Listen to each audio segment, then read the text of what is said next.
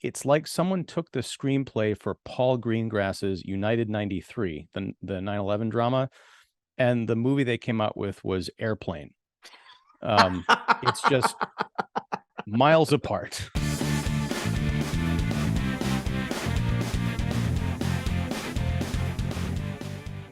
Cole, we are here to talk about Starship Troopers, a movie that turns 25 this year in a few months, and a book that I don't think it's celebrating a specific date anniversary. It was 1959 when Robert Heinlein published it. It won the Hugo Award for science fiction novel, I believe, in 1960. And Paul Verhoeven, the director of ROBOCOP and Basic Instinct, turned it into a big screen flop in 97. I've been fascinated by this movie for years. I had a different impression of it before reading the book and then watching it after reading the book. And I'm excited to talk to you about it. So we're gonna kick off this Page2Screen Starship Troopers with your assessment. Cole, had you read the book? Had you seen the movie before we sat down and decided to talk about it? No and no. Okay. In fact, I had no idea what Starship Troopers even was. My only inclination of it is I believe Starship Trooper is a lyric in one of Yes's songs. Everybody's favorite prog rock band from the 70s. And I love Yes. So I was like, it must be good if they like it. Imagine my disappointment in reading this book, which I absolutely despised pretty much from cover to cover.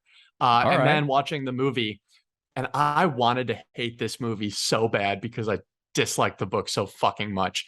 And then I watched the movie and I was like, it's just not that hateable to me. It's not great. It certainly is not great, but it is not the dumpster fire that I imagined it to be. And they definitely made choices by way of adaptation that I'm excited to talk to you about. But I didn't hate my entire experience with the movie. I can't say the same about the book. The book felt like trudging through thick mud. And it was like I had to get through this. Well, it's mostly boot camp. Yeah. So, yes. It felt a lot like Johnny Rico felt. Another funny thing about my copy of the book is on the back cover, it spells it Johnny with an I, or sorry, with a Y. And then in all of the text, it's Johnny with an IE. So that was very odd to me. It's like this book has been out for 50 plus years, almost 70 years now, and you can't you can't type it right. Like, but anyway, I don't know. That's an editing thing. Yeah, this was probably one of the more interesting Page2Screens for me because I knew nothing going in, and I mean, listen to the episodes before this. We usually love the book. Most of the time we agree, I would say. Our opinions on the movies sometimes differ, but in this case, I decidedly give the point to the movie in terms of what I liked more, not in terms of how it was adapted. Did not enjoy the experience of reading the book one bit. Okay.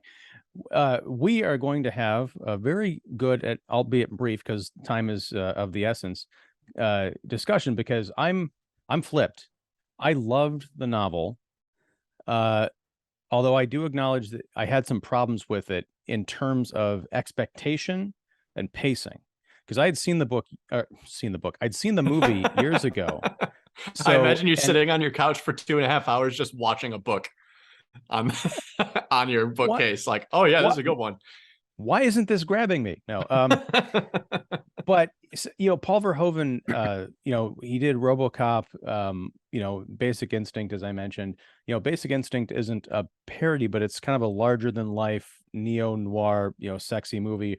RoboCop is definitely a critique on, consumerism, and also, sort of the idea of the police state, the merging of government and business.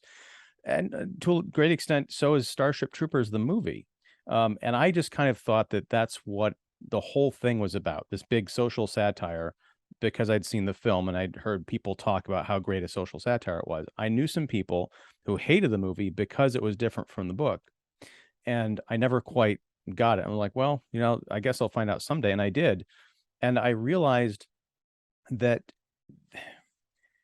and we'll talk about what we thought of the content and the context of the book, and not just like the actual writing of it. But it's a serious novel, and the movie is an unserious movie that doesn't really pick up on the themes. I told my wife, because she watched the Starship Troopers movie with me, and she'd never seen it before. And after it was over, I said, because I had one of those contemplative looks on my face, as I often do when I don't like something.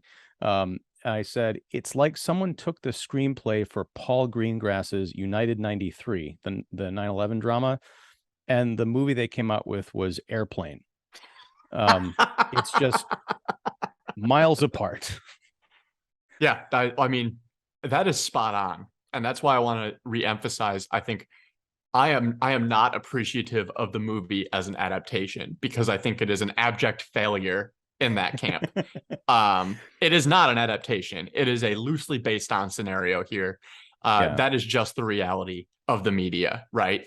You know, I didn't like the book.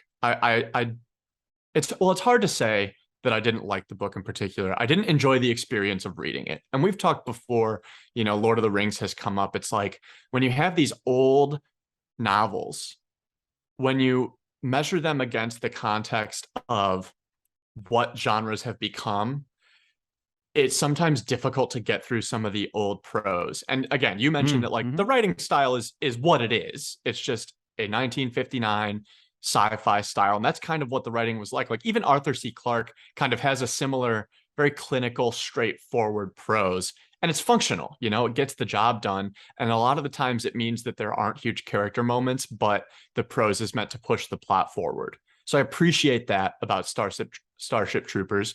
You know, you mentioned pacing. I didn't have much of an issue with it. It's just that I found every bit of it really boring.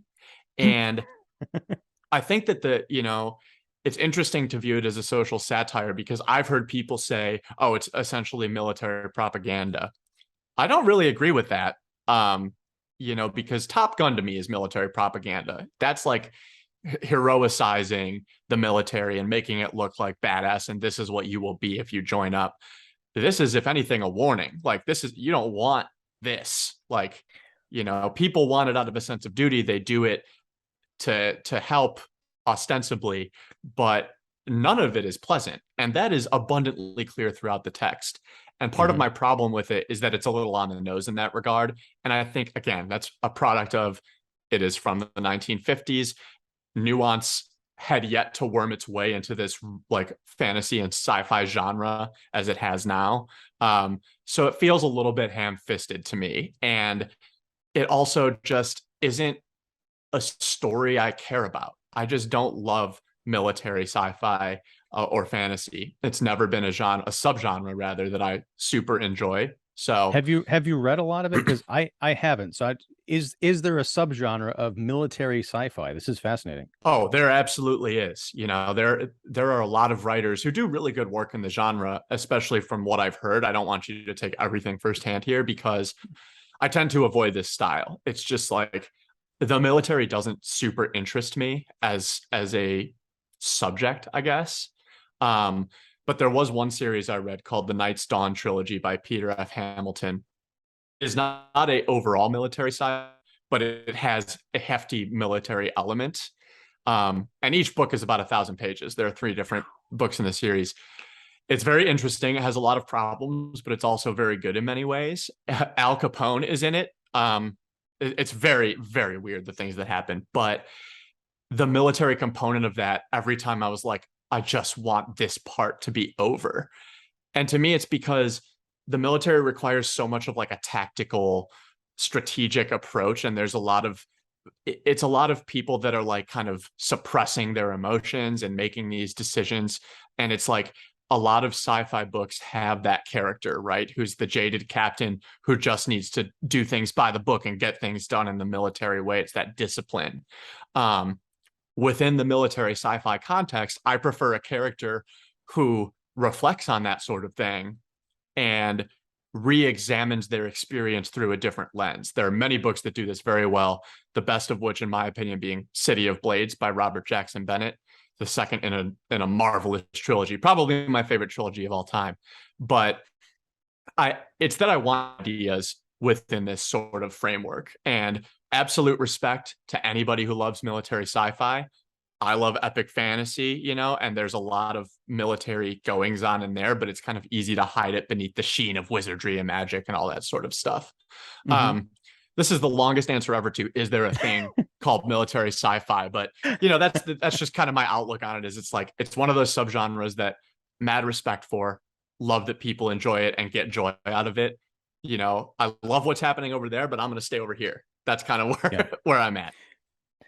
You know, and I, obviously, since I asked the question, I'm kind of ignorant of it as a subgenre, but you know, I'm fascinated by the book, which I think it's not ham-fisted in one particular way. I think it presents both points of view. I think it is propaganda and anti-propaganda, because it does glorify service in the military.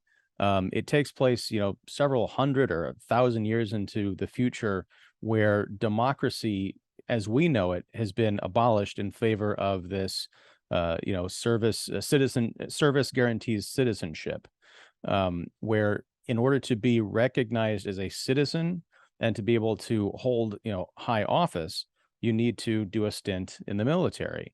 And there are some, I think, some great classroom scenes discussing history and moral philosophy, which is a class that everybody has to take in this civilization, in this society. I wasn't prepared for Starship Troopers, the novel. One of the things I love about it is you could almost take out the 20, 30 pages that collectively refer to outer space battles and insects or whatever, and just and you know, the advanced weaponry, and it reads just like almost a contemporary, or what I imagine contemporary at the time, experience of going through boot camp and getting into any kind of a global conflict. It's not like, oh, and we went to Planet Zerg and, you know, Corporal Nifnaf handed me a gauge 5 cannon blaster. You know, need to write that book and burn it immediately. But no, it's not so far. It feels very relatable.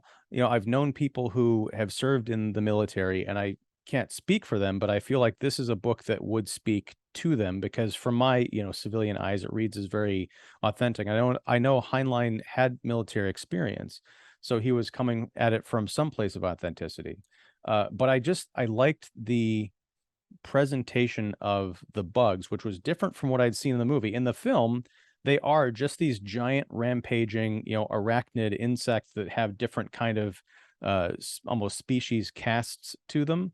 And there's some of that in the book, but they're much more intelligent. They develop spacecraft and cities and technology. And it's kind of jarring as a first-time reader, because one of the early skirmishes with the Mobile Infantry, of which Johnny Rico is a part, is an attack on this planet. It's like a raid to just cause damage and then leave, just kind of like a show of strength. But it's not the arachnids. It's this other race of, it's other beings, aliens called the skinnies. And I was like, well, how does this figure into the giant, you know, spider monsters? And it doesn't. It just kind of painting the picture that, you know, especially for those who are coming to the book from the movie, this isn't just mankind developed the military to fight these bugs. They are an intergalactic, you know, space organization. I was going to say Space Force, but that has its own connotations.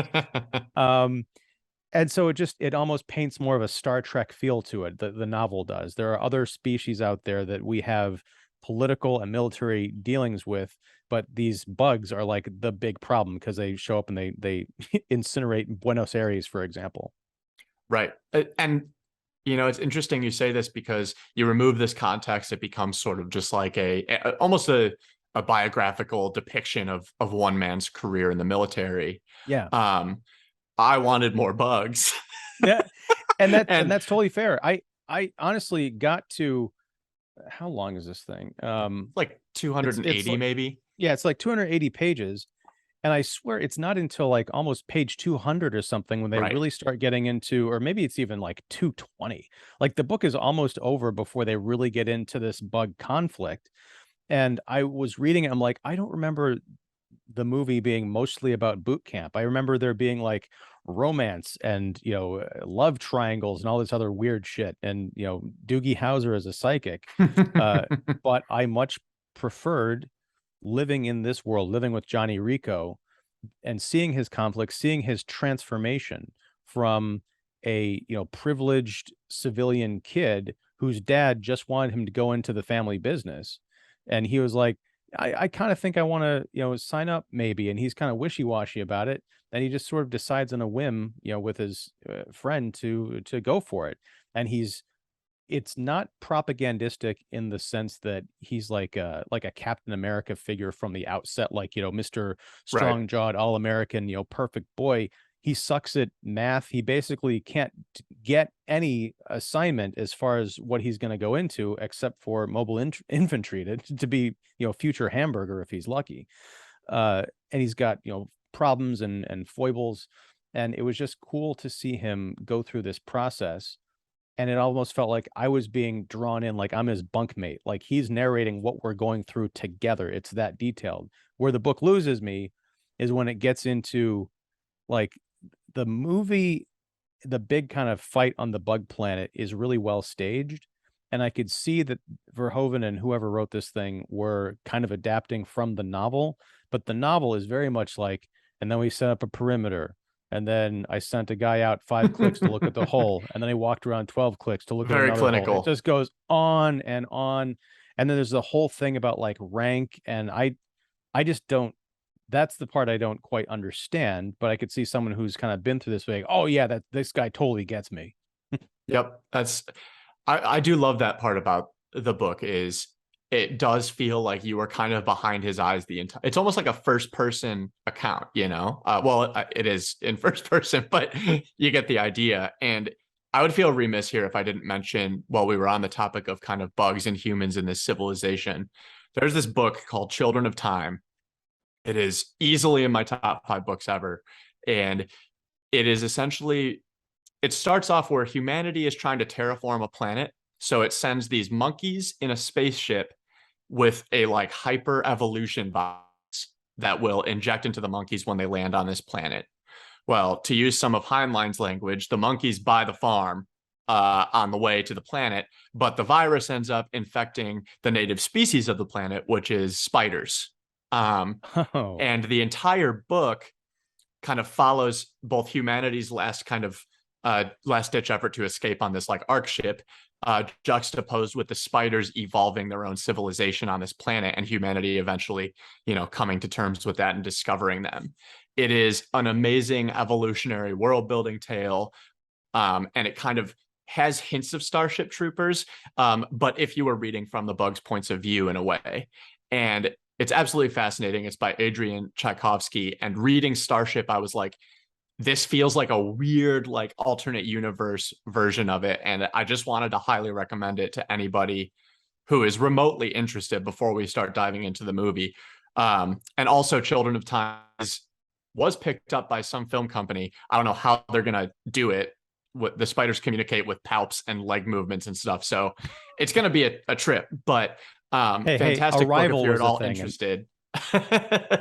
Remember Arrival? Those are just giant like things. I haven't seen it yet, but it's been on my list forever. Yeah, check it out. Yeah, it's good. But yeah, it's fascinating too, because, you know, looking at a novel from the late 50s, you know, this is pre you know, national civil rights, and a lot of the kind of social attitudes in America were not anything we would recognize or accept today. But and I'd heard, you know, one of the criticisms about the novel, and to a certain extent the movie, is you know, glorifying fascism and you know, borderline racism, because the bugs are like they're a species, but they're completely alien, and we have to wipe them all out. But what struck me was, you know, Heinlein's vision of the future is sort of a global community of the human race, separated pretty much only, at least from what I can glean, by the distinction is, are you a citizen or are you not a citizen? But when you look at the ranks, like who Rico is in boot camp with, he's in there with like Asian people. He's got a crush on a girl named Carmen Ibanez, who is somehow played by Denise Richards in the movie. Yep. Yeah. You've got this like kind of multi-ethnic, multi-age makeup of military personnel, and it's not like an undercurrent, within the story. It's like, and kind of Star Trek gets into this a bit too. Once we move beyond Earth and start exploring the stars, and we realize that it really is us against everybody else, or us hopefully working with other species and races, we kind of have to get over our own nonsense and make this work. So it was kind of, it felt like, again, like aside from Rico constantly saying things like golly and gee whiz, I mean, I understand the F-bomb was not probably acceptable in, mainstream Right. fiction back then, but it is a little bit jarring. But it felt, kind of contemporary, at least not directly in its politics, but the way that the world was kind of structured, intentionally or not. Whether or not it was meant for people to say, "Oh my God, he's in boot camp with a Mexican. What's going on here? What kind of far-flung sci-fi dystopia are we reading here?" But no, it's it's just, it's 2022, baby. Yeah, there was this like really weird dissonant moment for me starting the movie because I had that thought of like, this is supposed to take place in a far future. Somebody from Buenos Aires can be this Fabio looking white dude, I suppose. And I was like, fair. The bigger problem, this is a movie from the 90s, so it's like you kind of just have to watch it knowing that. But the bigger problem I had was I don't imagine Rico as this like dashingly handsome, blue-eyed, blonde-haired fellow.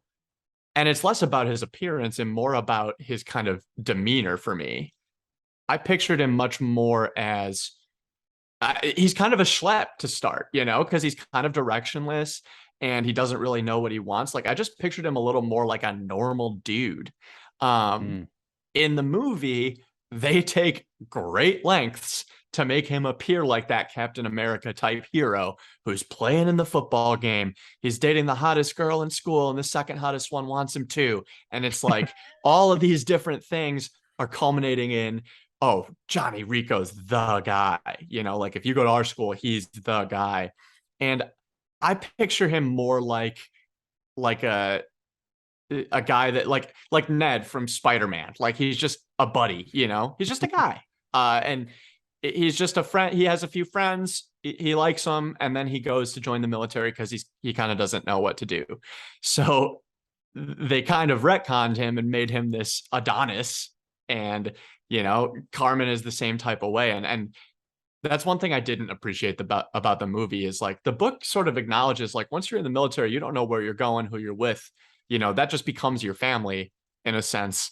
And the movie really tries to shove this message down your throat of like, we're going to be friends gonna forever. Be best friends. Yeah. And after the campaign where we all survive, we're going to be hugging each other at the very end. And, that sort of like writing and acting was all very hokey to me. And I think that's part of the reason I didn't hate the movie so much was because it kind of made me laugh in spite of it. It was all just like, this is all kind of stupid. And if you really step back and think about it, like they are fighting space spiders. Nobody really knows what's going on. But they just want to have friends and live a normal life. And that's what's different about the book for me is the book is like, it's all service. He pushes through. It's all about kind of discipline and persistence. And I admire those themes for sure. But in the movie, they kind of just like wash over that with the sheen of like, it feels like a John Hughes movie. Like, this is a high school movie taking place on military spaceships. And I especially struggled to understand the passage of time in the movie. Yeah. I don't know how much time passes between these different scenes, but in the book, it felt like this was years of his life. And it was very much like slow and steady, growing up, learning, the lessons felt applied. And in the movie, it's very much like this is the same guy. It's just like the next day. And that sort of like corny sheen just made it all like it wasn't hard to watch. It was just kind of like easy to shut my brain off and think like this is the stupidest possible adaptation of this movie. And I'm gonna sit there and kind of take it. Like I don't care. It's the big raid on the bug planet that closes out the movie. there's a scene where Johnny Rico is standing there with, I can't remember his character's name, but it's Jake Busey's, Gary Busey's son, Jake. And when we were watching it, when he first pops on screen, Darlena was like, "Wait, who is that Is it guy?" I'm like, Ace? Is that the guy who he "Yeah, plays? maybe that's it." Yeah, and she's There's like, always got to be a guy named Ace. Of course. She's like, "Who is that guy?" And I said, That's Gary Busey's son." She's like, "Of course it is, because it's the teeth." But at the towards right before the big final confrontation, they're looking at who they have left, and it's all these new recruits. And Rico's like, it seems like something to the effect like, "It seems like only yesterday, we were in that line," or something. Because it was like a Yeah, week right. ago. Yeah, it was. There were lots of just like, huh, moments. But the other thing I want to mention here, I have to give credit to the movie's CGI for 1997. It was very good. Yeah. That shit holds up. And like, I if it was bad, I would just say it was bad, but it just wasn't. It was very good. And the first time we saw a spider in like the lab or whatever, I was like, oh wow. And yeah, it was kind of ahead of its time. And another thing that I thought was very interesting was the like the Federal News app channel that they kind of interlaced throughout the entire movie. Yeah, that was very RoboCop. Yeah. I've never seen RoboCop, so I wouldn't know, but it felt very forward thinking and like very it felt like what we have now. You can click, oh, I don't want to see that news, I'm going to see different news. And it's just like it was a little more propagandized, obviously, because it's all coming from one place, but it was a cool storytelling technique. It was like, here's world building because the characters ain't gonna do it for you. Yeah. And it's weird because there is more of a a military propaganda kind of attitude towards the in the film. As you mentioned with these commercials and these sort of internet pop-ups, it's always at the bottom it says "want to know more," and then more is highlighted, so you click on it. It seems like everything is based around recruitment, whereas in the novel, it very much felt like everybody kind of knows the rules. The military is there if you want to join up, but they're not just trying to drag everybody off the street. Things change a bit during the bug war because we start getting annihilated, but it was very much like, we only really want you here if you understand what you're signing up for and you're all about it, right? There is some nerves on Rico's part when he's reciting the oath, and they make kind of a joke about it in the movie, where they've got this whole like big line of people talking about how they're basically signing their lives away. But in the book, there is that kind of moment of doubt, and they get these little outs throughout the story. There's many different ways you can leave the service. One of them kind of in a body bag. The other is sort of a dishonorable discharge, that you lose your rights to citizenship. But some people are like, that's fine by me because this is horrifying stuff. Mm-hmm. The movie just kind of condenses it all down into, hey, look, there's Washout Lane. It's literally like a lit path on the field that you go through this magical door, and then you're just a regular person. Yeah, you're just out. Yeah, and in the book, it's like you can resign and just sort of quit. In that, yeah, the movie doesn't really define a lot at all. It's sort of like, here is this organization, and it is meant. Well, here's the other thing that's interesting, and this is kind of off the path of what we were discussing, but like, it takes this sort of kind of high school feeling, camaraderie and what have you, and adds in like this visceral horror element to it.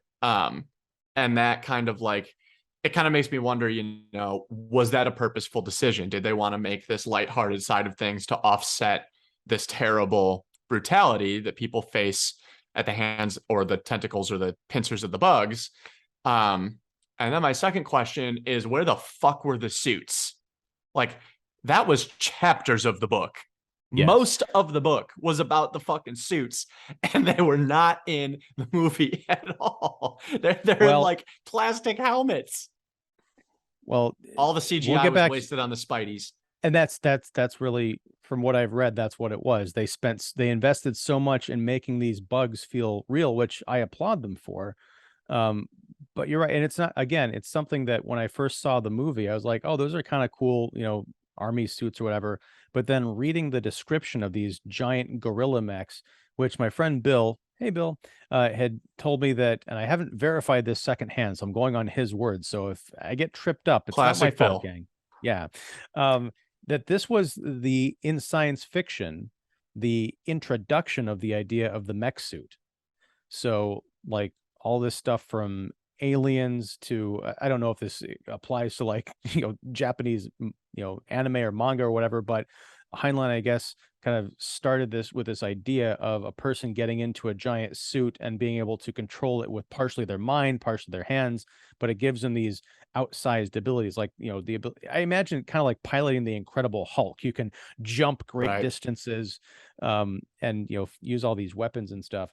Yeah, I missed those too. But, to your first point, as far as the tone of the movie, I mean, I like Verhoeven as a director, but I'm not gonna give anybody credit for, "Oh, we're gonna make this, brilliant contrast between the horror and the innocence of this high school stuff." There are ways to do that without turning it into, 90210. It doesn't help that the guy that Carmen ends up kind of going out with, the instructor guy who's a fabrication of the book, uh, he, Patrick Muldoon, I like him as an actor. I've seen him in a few things, but I first came to know him from the TV show Saved by the Bell. He's the one who broke up Zach and Kelly. I don't know if that means anything to you, but it stuck out. Yeah, look it up. No, it stuck out in my head because he's playing that kind of like a douchey bro guy, just transplant, because that was only like 5 years before this movie. Um, but yeah, it all of this love triangle drama, best friends forever stuff, it doesn't work. Oh, And I none of think, that hit whatsoever. It was and it I was so annoying to me. Right, and I think, there's been talk of a remake of Starship Troopers that's more faithful to the novel, which I would totally be on board for. Not necessarily, take out the kind of the boring stuff of, rank and, perimeter walks and that kind of thing.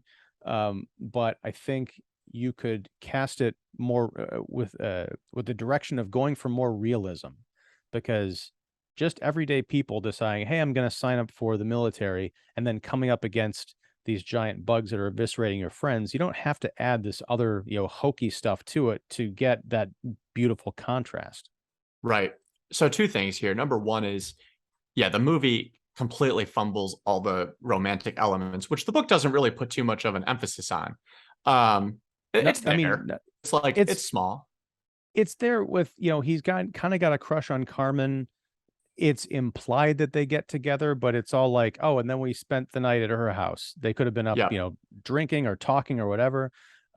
Also, it's just annoying, but I'll put it down to the 1990s. Denise Richards is beautiful. Again, I don't buy her as a character named Carmen Ibanez, but she keeps her, beautiful kind of flowing hair throughout the film. And in the movie, they make a great distinction. There's a contrast between Carmen Ibanez, college student, and when Rico sees her a few years later and she's got this, shaved head, and he's remarking about how he missed her hair, but he thinks the shaved look is kind of hot too because she's, become a woman of the universe. Yeah. Yeah, Yeah. So the movie, like, it doesn't know who it wants you to root for in any of these relationships. And the bug. that's yeah, right. Because you kind of are you're clearly supposed to hate the guy that is encroaching on Carmen and Rico. But then, like, he and Carmen kind of have this like interesting chemistry. It's a little bit intriguing, not gonna lie. And like, he gets a little less douchey when they are flying together. So like, clearly there's something good there. And then here I am over here cheering for Johnny and Dizzy because like that's the chemistry that you want, right? But it just like doesn't, none of that meshes together. And then the other part from the book that I really wish had made it in was, there are a few segments where Johnny and his comrades go off boot camp, or Mm. off planet or wherever, to kind of experience the world at large. And that's the world building the movie kind of needed, because it's very easy to feel removed when you're not on Earth for 99% of the movie and you're just fighting bugs. Like, what are you fighting for? Well, my buddy's here. Well, what's at home? Where is home?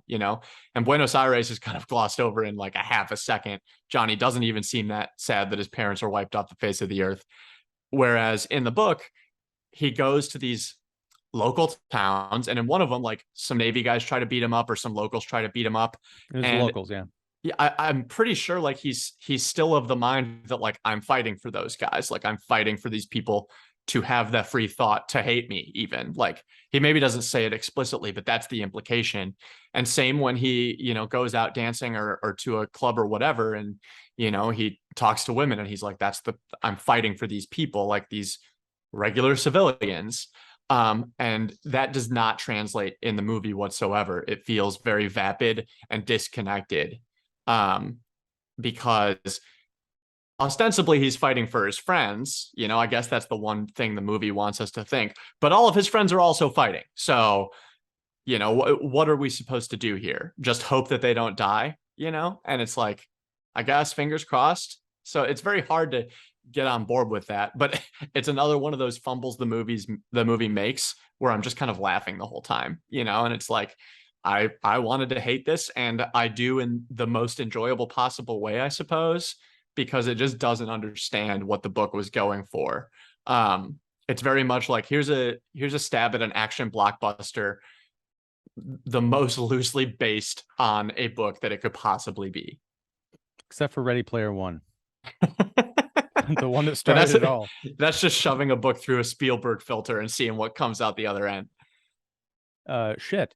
No, but you know, it's interesting because you brought up that in the movie, because I think in the novel Dizzy is a minor character, is also a guy, so they turned Dizzy into a female, you know, the fiery redhead played wonderfully, I think, by Dina Meyer.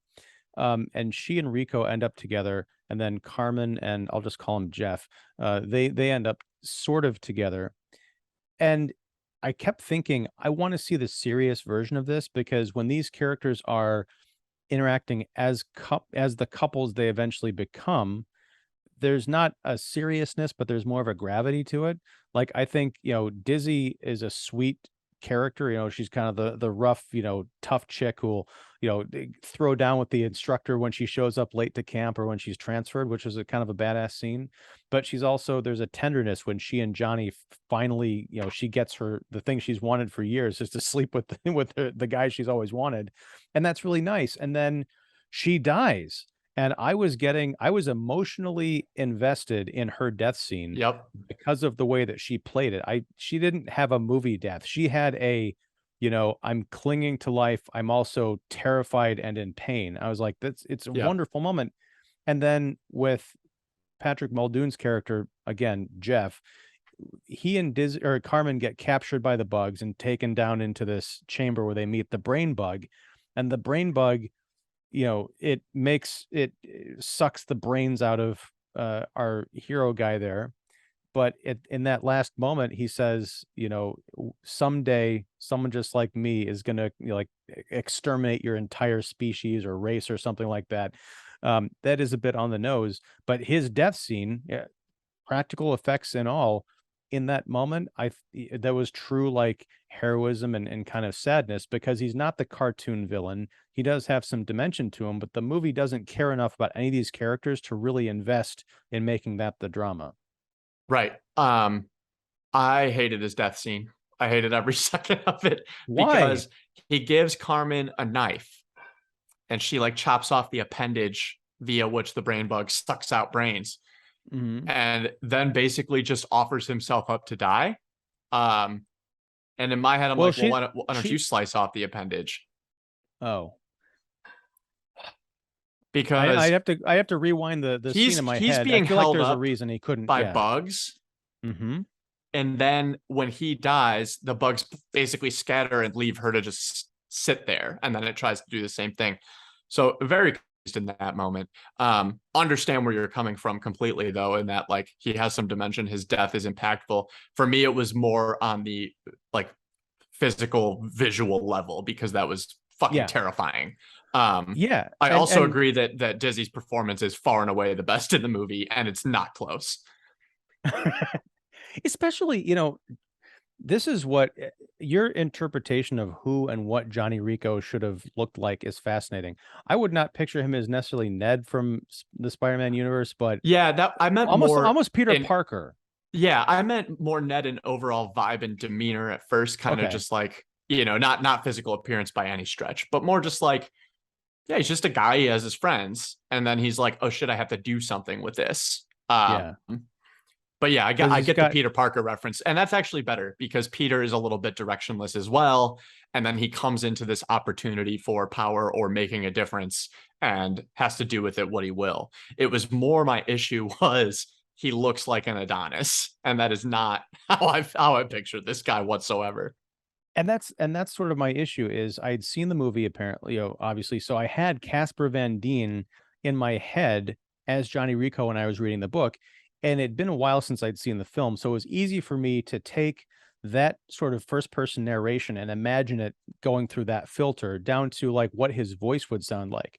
And then I watched the movie the other night, and he's kind of got, it's not whiny, it's not nasally, but it doesn't look like the voice that should be coming out of that face. And it's very kind of disconcerting. Yep. It's not a powerful leader voice like, "Hey, you stay away from my girl." Like, what? Yeah, I Oh, just don't buy into the movie Johnny Rico as a leader. They frame him very much as like a guy who kind of has everything because he is physically fit and attractive and he gets by on those things. And that those are not the qualities that the book paints as a worthwhile military leader. So it's very disconnected to me. Everything about the movie is disconnected, and I still watched it and laughed. So, well, I guess that's why I watched it and laughed. But yeah, the characterization is just so off, and I think part of it is you have to have a cast in the movie, whereas the book it's all Johnny, front to yeah. back, and you get everything through his filter, which teaches you more about him. And then when you see a version of him that is not that, it's very off-putting. Yeah, I mean, the other main character in the book, I would say, is probably was it Rajak? His teacher Radcheck, of, yeah, of was he the teacher? There's several different characters who like their names kind of blend together because also partially because they're all military, so they're just authority figures of different, yep, different impacts on his life. But that the teacher character I imagined as being played by Michael Ironside, the actor who ends up playing him in the film. Um, they kind of combine two characters from the book into that one yep, character to serve that same purpose. I thought he was great, and he's it's been 25 years and he's older now. But if they were to remake Starship Troopers, I'd say carry him over because I think he's the perfect agree. combination of the tough badass you could see just like blowing away bugs or children, but also being reflective about it and trying to reach the minds of young punk kids. And that's the other thing, like the classroom scenes, I think, from the novel are wonderful because Yep. what I was getting into about the duality earlier of the propaganda versus anti-propaganda is you do get this idea that, yeah, there is sort of a glory to, service and to fighting and everything. But you've also got the teacher who's like, you notice that every one of your instructors or the people who are trying to recruit you, they're all missing limbs or they're damaged or they're kind of fucked up in some way. It is a glorious career, but you're gonna leave something on the battlefield in some fashion. So you got to be ready for it. Yeah, it to me it was like when you read American Psycho and all of a sudden there's this 3-page music criticism chapter. It's like, oh, quick, Yes. break from the military for philosophy. But I really liked it here. It was really, really effective. And those were actually my favorite sections of the book.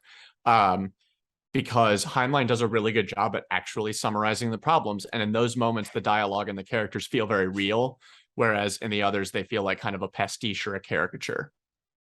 Yeah, and it's I can kind of guess where he, leaned in terms of the stuff that he was trying to get across as far as, I feel like he really sold and probably believed in this idea of this version of the future being the one that he would not mind living in. I know that's kind of upsetting to some people.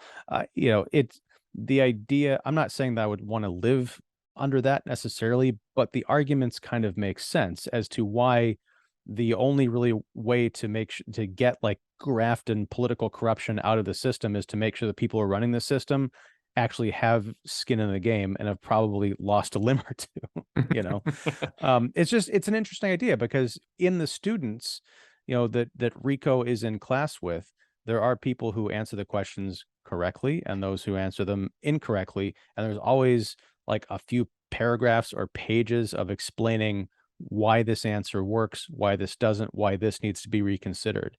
And I think that's what, again, we have different views on the book. Once I realized that it wasn't going to be about like blasting space bugs every 5 pages, I was like, this is kind of my jam. Yeah, and I was like, get me out. I'm resigning. That's one of the 31 things that'll get you bounced from service. Yeah, where were the 31 things in the movie? That didn't, oh man. The first one was watching the movie. Oh. Very meta. Yeah. That was number 32. No, but so yeah, Starship Troopers, for the first hour of the movie, I was pretty seething because I'm like, it's not what I remembered, and having it recontextualized in the terms of the book, I'm like, I'd rather just be watching an actual adaptation of it. But by the end of it, I was like, it's fun. There's some affecting stuff. The aesthetics, the atmosphere, the creatures, they're all on point. As you mentioned, it holds up 25 years later. And how many times can you say that about special effects, right? Especially digital ones. It's just, I'm open to seeing another reimagining of the source material. And it'd be kind of like watching the David Lynch Dune. I know this is going to get me in trouble with folks, versus like what Denis Villeneuve did with at least Dune Part 1. It's like vastly different understandings of material. Yeah, I completely agree with you. This is one of the few where I'm like, yeah, give it another go. Why not? It's interesting to see somebody's creative vision of a book, and what's interesting about this series that we do is, every creator has a different idea of how an adaptation should work or look. And some people seem to be inspired by the source text rather than inspired to adapt it. And it's interesting to see sometimes you get 2 completely different pieces of content that are cut from the same cloth, and that's intriguing. But then occasionally you get the creator who's like, I want to do this service because as a book, it is amazing, and they're 2 different approaches, and they're equally valid in theory until you see the final product. And sometimes the final product is the Starship Troopers movie. Very well put. I don't know if you know this, and I have not seen them, but they've made like 3 many or 4 sequels, direct-to-video sequels with Casper Van Dien showing up again, I guess, as Johnny Rico. I'm kind of curious to watch them out of fascination, but then again, I'm like, I'd rather. Here, I'm reaching out through the screen. Book. Take this from me. That is my hardest pass. Son of a... And that's not just a plug for your appearance on Password, which the you can password watch is on Peacock. Oh, I loved Urination. I know, right? That certainly a reference was something. Yes. So if anyone doesn't know what I'm talking about, go watch the episode of Password that's on Peacock that aired on NBC last few weeks ago that Cole was on. Very awesome stuff, and congratulations. And thank you for doing another Page2Screen with me. This was fun. I'm sorry the book was excruciating for you. I mostly loved it, and I think it just meant that whatever book I chose next would be an easy win. And so far that has held true. So happy for that. War and Peace. No. All right, man. Take care. We'll talk about something next month. Whenever that is, wherever that is. Whatever that is. Yes. Whatever that. God damn it. I never get it right.